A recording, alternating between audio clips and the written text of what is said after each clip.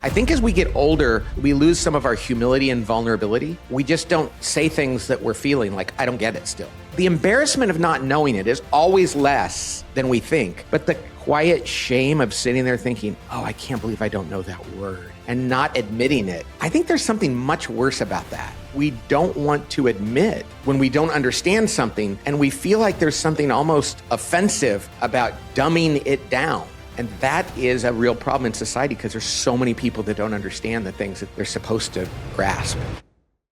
Welcome to At the Table, the podcast that lies at the intersection between leadership, teamwork, culture, and organizational health. I'm your host, Pat Lencioni. I'm with Cody, just the two of us again, Cody.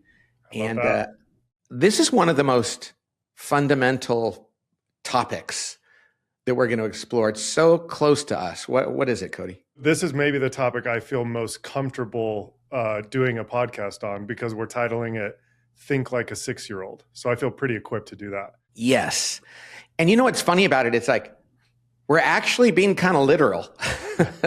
That sounds like are you smarter than a fifth grader, that game show? It's like, there is something about this that's actually real. And in fact, the best quote, Albert Einstein, this is where this episode comes from, this quote that he said, if you can't explain it to a 6-year-old, you don't understand it yourself. Mm-hmm. And this is absolutely how I've felt since I began my career.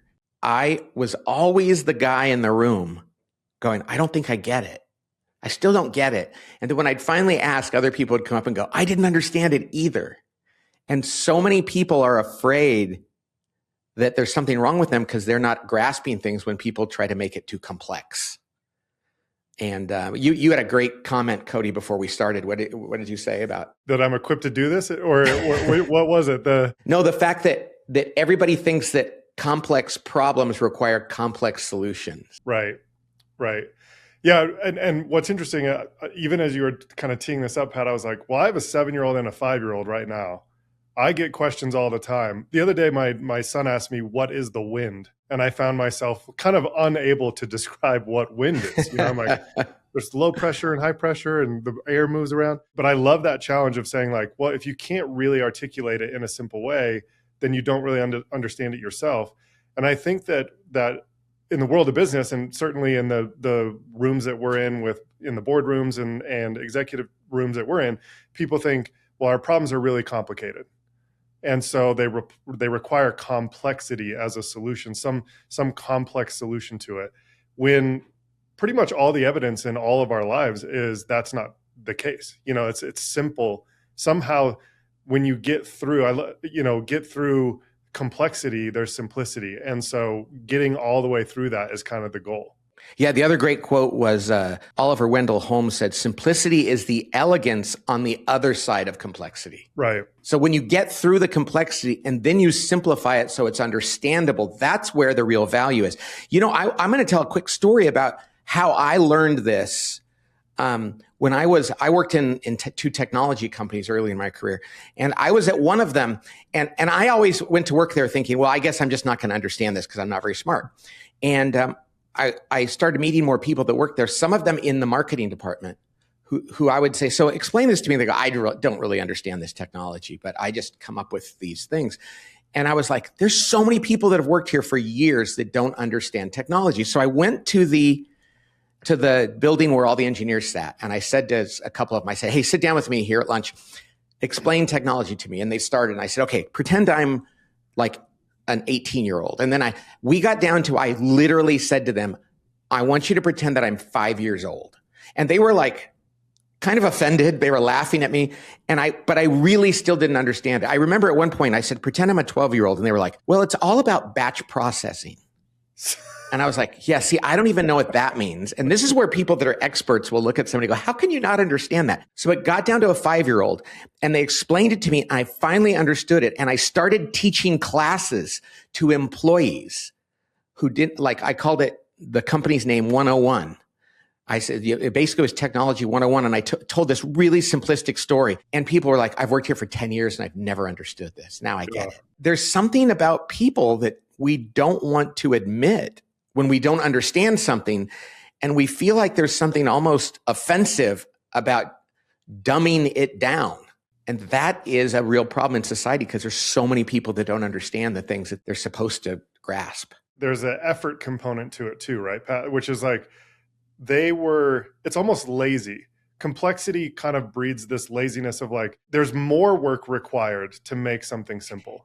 Yes. And people think there's less work. Yeah, before you get to simplicity, there's laziness, and that would be called making it simplistic. You didn't really understand it. And then people that go into to understand the complexity, I think when somebody says, now make it simple, they feel like they're going back to the simplistic. But you're right, there's more work to be done to make it understandable. Mm-hmm. It's why so many really brilliant people aren't that effective in life, because they haven't yet found a way to connect to real human beings. They can only be with other people of their same intellect in order to be understood. This might be a fun litmus test for leaders listening to this, right? Because we all have somebody in our life. There are 6-year-olds everywhere. And when I go home and my kids ask me, what do I do?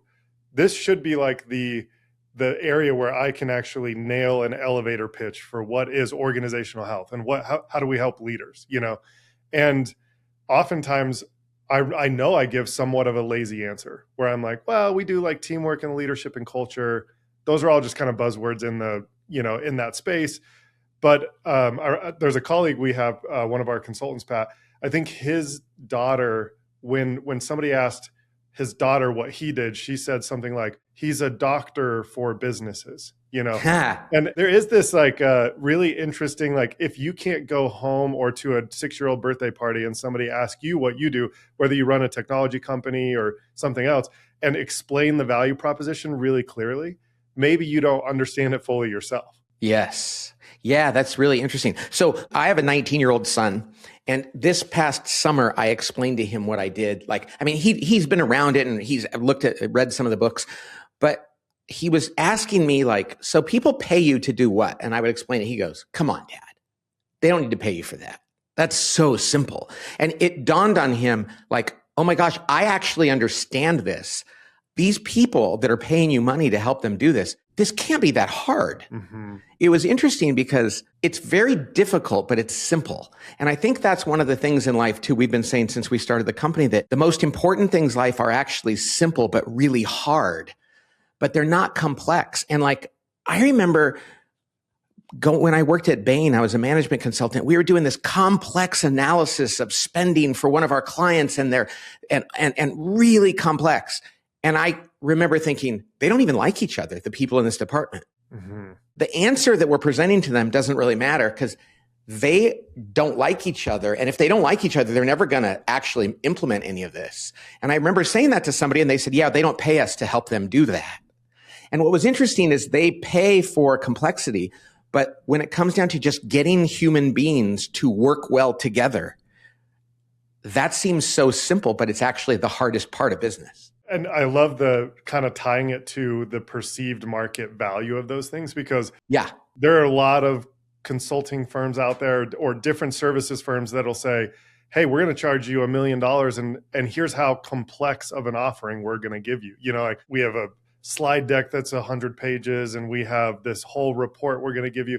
And it's actually like, that should be worth less than saying, hey, we're going to distill all of this down to 5 really actionable things for you that are really going to move the needle. But somehow we have inverted, like we're living in an upside down world where it's like the slide deck with the 100 pages is somehow worth more than the distilled, simple, practical version of what will actually help you. Yeah. Gosh, this is so fascinating to me, Cody, because it applies to almost every part of life, like theology. There's these really deep theologians, and I know some of them, and they're so interesting to talk to, but sometimes their point doesn't get across because they don't simplify it so that a person can understand it. And it doesn't mean you're a child. When we say that, explain it to a 6-year-old, I'm a 60-year-old, and most things I need somebody to explain to in those terms too. It's not because children are dumb. It's because children actually, when they don't understand something, will go, I don't get it. And we adults have been taught how to go, oh, yeah, that makes sense to me. I will remember, and there is a book called The Fifth Discipline. I can't remember the author's name, but before I wrote any of my books, I read this book. It was a business book. He was a professor at University of Michigan. I wish I remembered his name. Maybe you can look it up and we'll give the guy credit. But I read his book, and it was like well known in the circles of business, like of HR people and professors and stuff. And I read it and I didn't understand it. So I read it again and I was like, I just don't get this. And then I'd meet other people who go, yeah, I don't really get it either. I kind of understand this one thing. And there was this curve. And I remember thinking, I wonder how many books professors write that nobody understands, but because other professors think it's complex, they say, oh yeah, this is brilliant. And I remember when somebody encouraged me to write my first book, I thought, I'm not going to do that. If somebody reads this and doesn't go, I get it, I'm going to feel like I really let them down. And there is a market in the world for complexity, but it doesn't really spread very virally because people just can't really understand it. And I think whatever business you're in, whoever's listening to this, just ask yourself, how could we simplify it further? And what would that do to our business? I think most of the great businesses out there present their solutions in a way that others would probably criticize them for being too easy. Apple became very successful because they made everything really simple to use. Yeah. And I remember the days when it was all about PCs and Macs and all the complexity of using a PC. People used to brag about it like, oh, that's a toy. Those Macs are toys. All you have to do is hit Control Alt this, and then a green dot comes up on a black screen. And Apple was like, yeah, or you could just drag it around like this. Yeah. And it was criticized for being childlike. And suddenly everybody's like, can I have one of those childlike things? Yeah, exactly. Deckel Edge is the author. Just give credit. That's probably why you didn't recognize the name, right? I thought it was a guy named Peter something. Oh, Peter Senge. Yeah. What does it Peter say? Senge. This might be the publisher. Yeah. So Peter Senge. Yeah. And I'm sure he's a really good professor and really smart guy, but I know I couldn't understand it. And I think that there's a lot of books. You go through a bookstore and you look at the books and you go, am I gonna grasp that? This is kind of fun to think about. Is like, so let's say you referred to like writing a book. Well, and we have a friend, John Gordon, who has written a book about like choosing a word and what that means. And then he wrote a children's book about it. And I've read it to my kids. And I think that's kind of a fascinating litmus test, right? Like, so you write The Fifth Discipline. Could you write a 30-page children's book that explains that to kids? That's sort of an interesting way to think about books and ideas. Can we simplify them enough where we can make a children's book out of it? I love that. I will tell you, you know what else I loved were the dummies books. Yeah. And they came right out and said, are you afraid to call yourself a dummy? And I'm like, nope. It's like, okay, we're going to explain things to you. And it was like, think about how popular they were and are. And, I think that today people are more dummies, and I don't mean this in a bad way, than ever because of our attention spans are so short. Kind of like a kid, if you have to explain something to a little kid, they're going to not be able to follow you. You have to get to the point. And I think there's something really elegant about getting to the truth and then making it simple enough where you can communicate it quickly and simply and somebody can grasp it. So I think it kind of begs another question so I kind of have an idea in mind, but I want to pose it to you first, which is, so what's underneath this desire for human beings to like really want to be seen as, people who can understand complex things? Because like you said, I actually agree. The majority of us want to opt into the Apple childlike option. But somehow we continue to give each other the impression that we want to be the complex ones, the ones who understand the complexity. There's got to be something underneath that. Yeah, I think that, and this is like in the Bible, Jesus says, unless you have the faith of a child, not childish, childlike. I think as we get older, we lose some of our humility and vulnerability. We just don't say things that we're feeling like, I don't get it still. And I was just talking to somebody about this last night. Like, you're in class and you don't understand something, so you don't raise your hand and say, I don't understand it, because you think it's going to be dumb. And then somebody else says, I have a question. I don't understand this. And the teacher goes, that's a great question. Other people in class go, oh yeah, I didn't understand it either. And you think, why didn't I raise my hand? As we get older, the idea of looking dumb and being embarrassed becomes even less tenable. And so we're less comfortable. I was talking to a guy the other day, Cody, at breakfast, and we were talking about faith, and he said ontological. He said the ontological something. And I was sitting there and I remember going, okay, this is a moment of truth. I always say you should ask this question. I feel like I should know what this means. Excuse me, what does ontological mean? And we were having like a theological discussion. He goes, oh, basically it just means anything about God. And I was like, oh yeah, I should probably know that. I'm so glad I asked it because the embarrassment of not knowing it is always less than we think. But the kind of like quiet shame of sitting there thinking, oh, I can't believe I don't know that word and not admitting it. I think there's something much worse about that. Yeah. Well, that was my guess of what you would say is it's something rooted in pride, like we feel proud. And what's interesting is like we use words like somehow worldly words like sophistication feels like, oh, that's this elite complexity. Like we've arisen to a level of complexity in our understanding of the world or our knowledge or, complex ideas is somehow sophisticated. Well, Leonardo da Vinci says simplicity is the ultimate sophistication. The idea that like somehow we still are convincing ourselves and I think it's out of pride to say, well, if I understand things that other people can't understand, that is the ultimate form of being sophisticated, when in fact it's what, the whole purpose of this podcast is like, if you understand it and you can't explain it in a way that other people and 6-year-olds can understand, you don't understand it at all. It's worth going back and thinking about that line, that it really was Einstein who said, if you can't, think about these words, if you can't explain it to a 6-year-old, then you don't understand it enough. Think about the fact that he actually said that, and now go back and think about all the things you do. The best CEOs I've ever worked with, like Alan Mulally was a fantastic CEO. He's the guy who turned around Ford. He had a way of explaining things that were so basic, but like appropriately so. Yeah. And I love that he turned around Ford using the green, yellow, and red. We're going to go through all of our objectives. Are they green, which means they're going well? Are they yellow, which means there might be a problem? Are they red, which means we're in real trouble? We have to do something. And it's weird that it takes a measure of courage to do that, because we all know that moment when people kind of roll their eyes or laugh the first time you try to make things simple. Yeah. And we have to be okay with that. I will not forget when my son Michael said to me, Dad, people can't possibly pay you to do this. And I was like, well, they do. And you're lucky they do, because you get to go to college. It's not because it's complex. It's because it's hard. It's like marriage is hard, but it comes down to practicing a few simple things. Yeah, you said this earlier in the podcast, but it's worth repeating, which is simplicity doesn't make it easy. Simple doesn't mean easy. And oftentimes it's actually difficult.